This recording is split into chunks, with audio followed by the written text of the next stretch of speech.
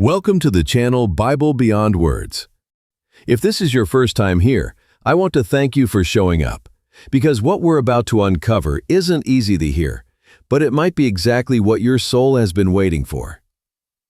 Let me ask you something real. Have you ever felt like you're living two different lives? On the outside, people see your smile, your faith, maybe even your strength, but inside, it's chaos. There's a voice that pulls you toward the very things you promised yourself you'd never do again. And no matter how hard you fight, you keep slipping back. You're not alone. The Apostle Paul felt the exact same way. In Romans chapter 7, he confesses something shocking. "For I do not do the good I want, but the evil I do not want is what I keep on doing." Think about that. Paul, the man who wrote much of the New Testament, admitting he's trapped in the same cycle you and I are caught in. And that's where our journey today begins, with the war inside you that no one else sees. So let's step into it together, the hidden battle in Romans 7, and why it might change how you see your struggle forever. Paul cries out, "O wretched man that I am, who will deliver me from this body of death?" Romans 7:24. Do those words hit you like they hit me? That ache of fighting your own impulses, your desires, trying to do the right thing, but repeatedly failing. It's painful, it's personal, and yet it's also universal. This isn't just Paul's story, it's ours, it's yours. You're running a race. You want to sprint toward freedom, truth, peace, yet you're tethered to a parachute, one made from your own fear, guilt, old habits. Every step forward pulls resistance behind you. You run, but you can't shake him off. You stumble, you fall, you get up. Repeat. Paul's own race felt like that. He wrote, "I do not do what I want, but I do the very thing I hate." Romans 7:15. Let that sink in. This isn't just failure, it's slavery to something inside you. I remember someone I loved swearing they'd change, that they'd never touch the bottle again. They promised, they wept, they even believed themselves in that moment. But weeks later, I found them slumped on the couch, empty glass in hand, their eyes hollow with shame. They weren't weak, they were human, just like Paul, just like me, just like you. Here's the twist. This struggle you're ashamed of, it isn't proof that you're hopeless. It's proof that you need something greater than willpower. Paul realized this. He said, "I see in my members another law waging war against the law of my mind and making me captive to the law of sin." Romans 7:23. You're not broken, you're battling.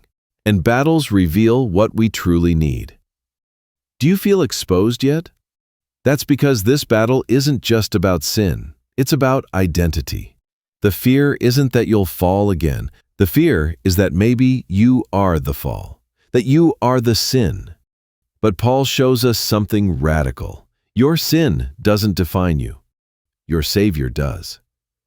Think of the law like a red-hot stove. It warns, don't touch, but when you do, and you will, the burn scorches deep. Shame follows. That's the law. Grace, though. Grace is the water that cools the burn. It doesn't deny the pain, it heals it. Grace isn't permission to keep touching the stove, it's power to finally walk away from it. Here's the truth most people don't expect. Maybe the goal isn't flawless perfection here on earth. Maybe the point is that your cracks, your flaws, your wounds, they're the very places grace seeps in. The brokenness isn't a sign God abandoned you. It's a doorway to His presence. Picture a lantern in the dark. Everyone else passed you torches to hide your shadows. But you hold the lantern straight into the darkness, and suddenly you see. We could chase self-improvement forever. Countless books, endless promises, another self-help strategy. But Paul shows us something different. The change doesn't come from clenching your fists harder. It comes from surrender. The hidden battle of Romans 7 wasn't Paul's end. It was his beginning. You might never arrive at perfection on this earth, But maybe that was never the point. Maybe the point is to keep awakening to your need and to discover that the answer isn't shame, but surrender. Listen again to his cry, "Who will deliver me from this body of death?" And hear his answer, "Thanks be to God through Jesus Christ our Lord."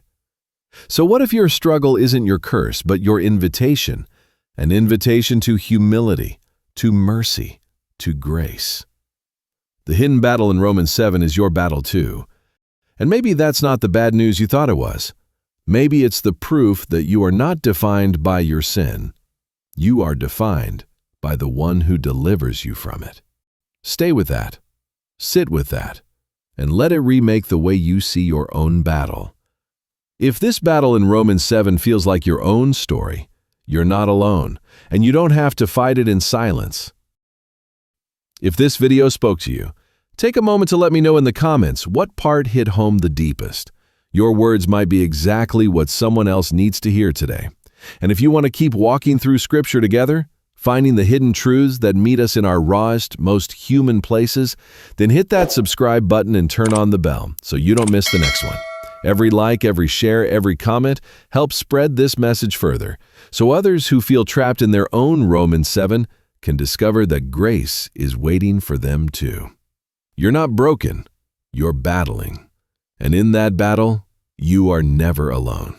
Every week we uncover truths that go beyond words and bring life to your spirit. Remember this, the hidden battle is not your end. It's the doorway to your new beginning. Thank you for your time.